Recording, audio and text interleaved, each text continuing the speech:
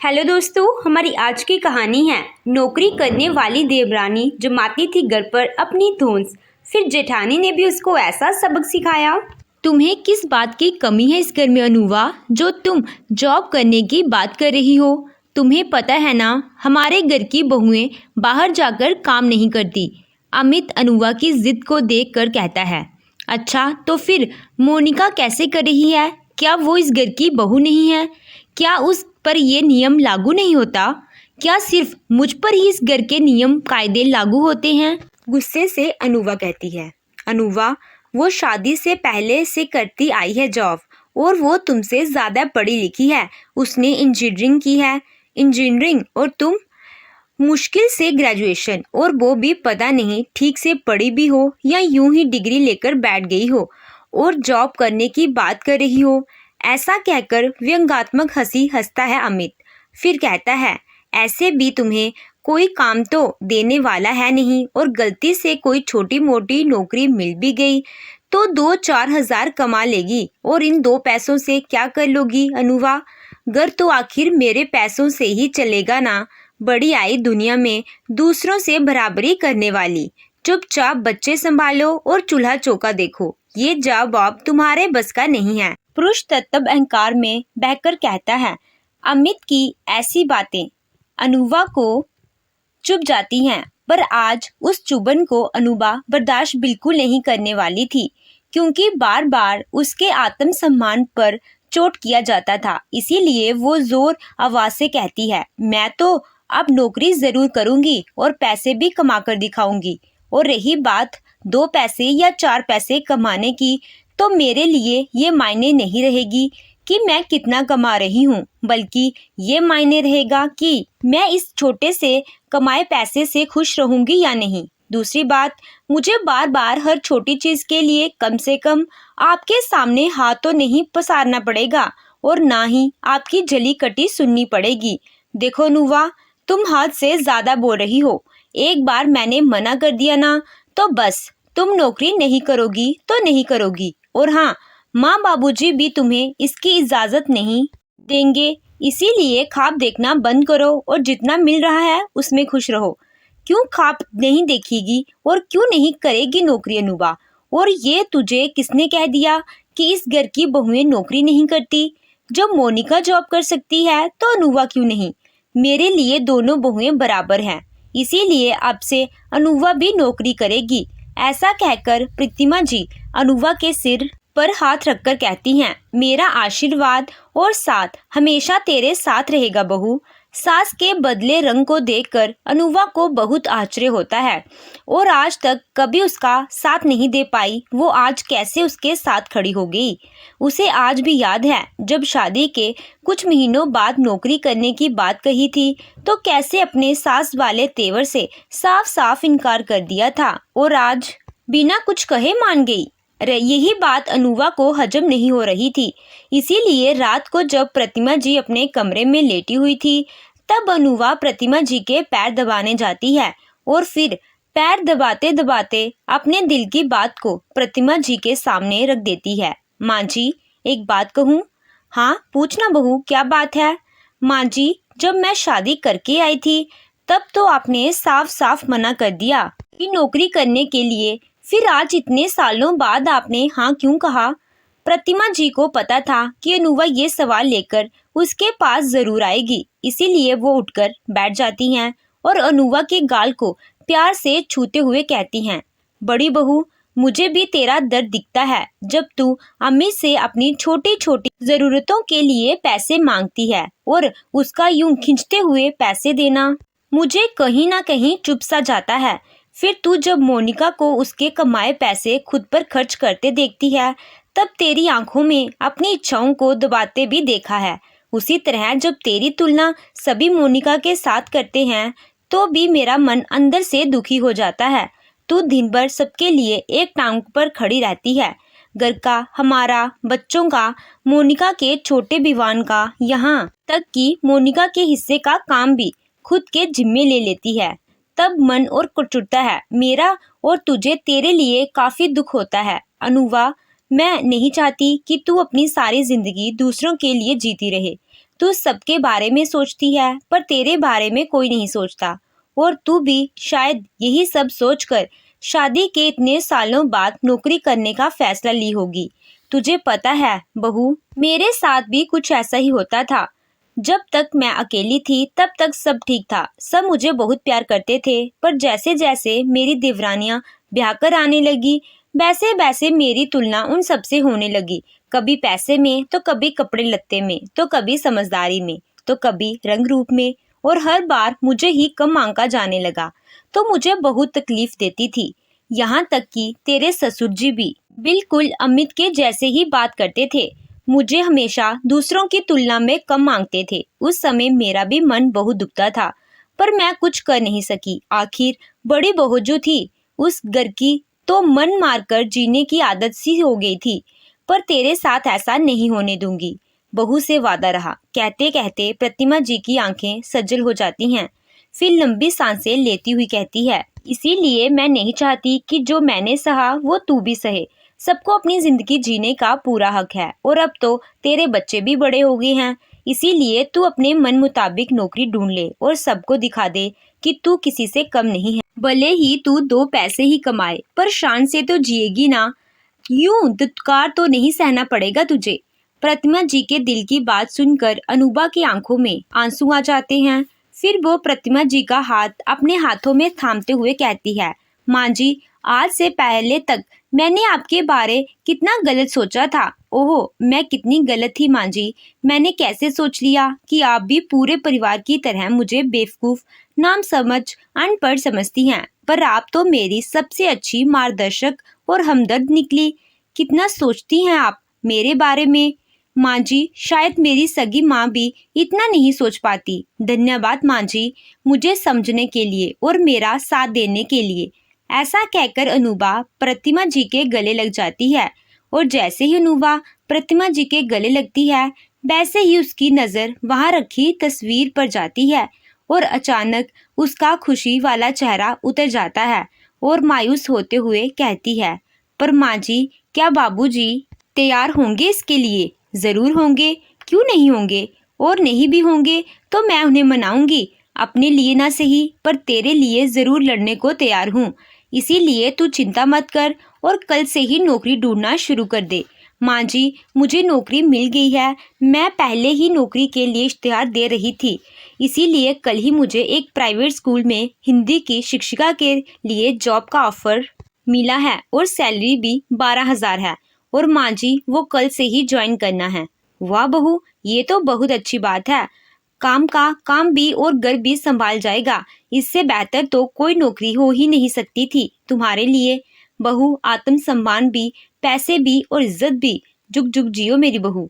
अब से मोनिका भी घर के आधे काम करेगी, और अब उसके पास नौकरी जैसे शब्द का बहाना भी नहीं रहेगा, और ना ही उसे किसी का सपोर्ट ही मिलेगा। ऐसा कहकर प्रतिमा जी अनूबा को कहती हैं, अब तू जा बहू, आराम कर, तुझे कल से काम पर भी तो जाना है। जी माँ जी, कहकर अनूबा अपने कमरे में चली जाती है। दरअसल मोनिका की शादी को 4 साल हुए थे, और वो जब से इस घर की बहू बनकर आई थी तब से घर के सभी लोग उसे बहुत तवज्जो देने लगे थे। घर के हर राय विचार में उसकी भी सहमति ली जाती थी, यहाँ तक कि ससुर जी की लाडली बहू थी।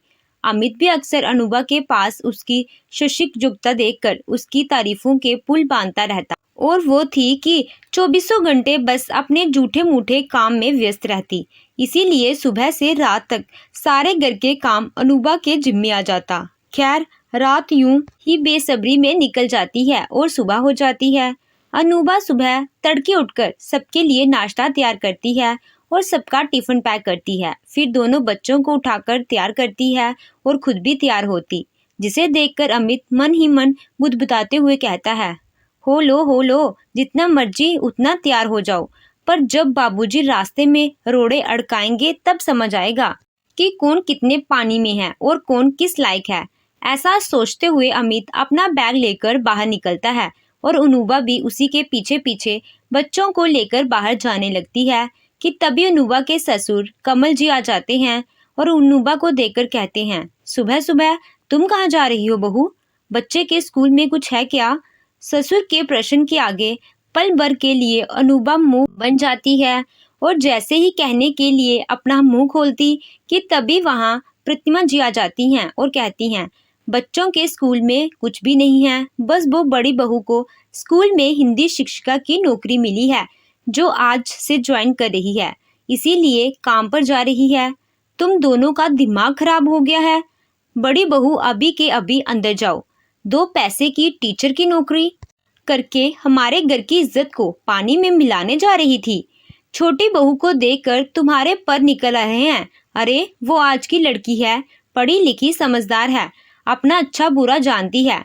पर बड़ी बहू, तुम्हारी शादी को 10 साल हो गए, फिर भी तुम आज तक हम सब पर निर्भर हो, क्योंकि तुम्हारे पास ना ज्ञान है ना ही दुनियादारी की समझ है। और जिसे दुनियादारी की बिल्कुल समझ नहीं है वो दुनिया से बराबरी करने चली है। फिर गुस्से से चिल्लाते हुए कमल जी कहते हैं, मैंने कहा ना बड़ी बहू, अभी के अभी अंदर जाओ। कमल जी के इतना कहने पर भी अनुभा वहीं खड़ी रही। आज वो वापस अंदर जाने के लिए घर से बाहर नहीं निकली थी, बल्कि खुद को साबित करने के लिए घर से बाहर कदम बढ़ाई थी। इसीलिए वो बिना डरे कहती है, बाबूजी, आज तक मैंने वही किया जो सभी ने चाहा, पर आज मैं वही करूंगी जो मेरा दिल चाहता है। और हाँ बाबूजी, मेरी चुप्पी का मतलब ये नहीं है कि मैं कमजोर हूँ, ना समझ हूँ, बेवकूफ हूँ, बल्कि ये मेरे संस्कार हैं जो आज तक सिर झुकाकर सबकी बात मानती आई। अगर मैंने दुनियादारी की समझ दिखाई ना, तो ये घर अभी के अभी टूट जाएगा बाबूजी। अपनी देवरानी मोनिका की तरफ नजरें डालकर अनुभा कहती है। फिर अपने पति को काफी देर से अनुभा को देखकर मन बंद मुस्कुरा रहा था, उसकी तरफ देखकर अनुभा कहती है, आज जो मेरे पति निश्चित होकर यहाँ वहाँ भटकते रहते हैं, उसकी वजह भी मैं ही हूँ। अगर मैं इनकी सारी जिम्मेदारी नहीं उठाई होती तो इन्हें इतनी आज़ादी नहीं मिलती। और इन सब के बदले अगर मैंने आज अपने बारे में सोचना शुरू कर दिया तो क्या बुरा किया बाबूजी? क्यों घर की छोटी बहू को हर चीज़ की आज़ादी दी जाती है और बड़ी बहू पर पाबंदियां लगाई जाती हैं? बोलिए बाबूजी, क्यों हर बार मेरी तुलना छोटी से की जाती है और फिर मुझे भला बुरा कहा जाता है? क्यों नहीं कभी मोनिका को मेरे द्वारा किए गए काम से तुलना की जाती है? अगर वो बाहर काम करती है तो मैं भी तो 24 घंटे घर का काम करती हूँ और उससे कई गुना ज़्यादा करती हूँ, पर किसी को नहीं दिखता मेरे द्वारा किए गए काम। अगर बाहर जाकर पैसे कमाना ही खुद को बेहतर साबित करना है तो फिर मुझे क्यों नहीं दिया जा रहा ये मौका? बताइए बाबूजी। अनुभा के सवालों का जवाब किसी के पास नहीं था, इसीलिए कमल जी सिर झुकाए अंदर चले जाते हैं और अमित, मोनिका और उसका पति शर्मिंदगी महसूस करते हुए ऑफिस चले जाते हैं। और प्रतिमा जी अपनी बड़ी बहू की बलाएं उतारते हुए कहती है, वाह बड़ी बहू, आज तो तूने सबकी बोलती बंद कर दी। आज तूने साबित कर दिया कि तेरी भी कुछ अहमियत है। जा बेटा, तेरी नई जिंदगी तेरा इंतजार कर रही है। फिर प्रतिमा जी अनुभा को दही शक्कर खिलाती हैं और अनुभा प्रतिमा जी को पैर छूकर प्रणाम करती है और पूरे आत्मविश्वास के साथ अपने नए सफर पर निकल जाती है, दुनिया से बराबरी करने। अनुभा को देखकर आज प्रतिमा जी बहुत खुश थी। उन्हें तो ऐसा लग रहा था मानो वो अपनी जिंदगी की जंग जीत गई हो। जो काम वो नहीं कर पाई, आज बड़ी बहू ने वो करके दिखा दिया और इसका असर कमल जी पर भी साफ साफ दिख रहा था। वो आज प्रतिमा जी से भी नजरें मिलाने में कतरा रहे थे।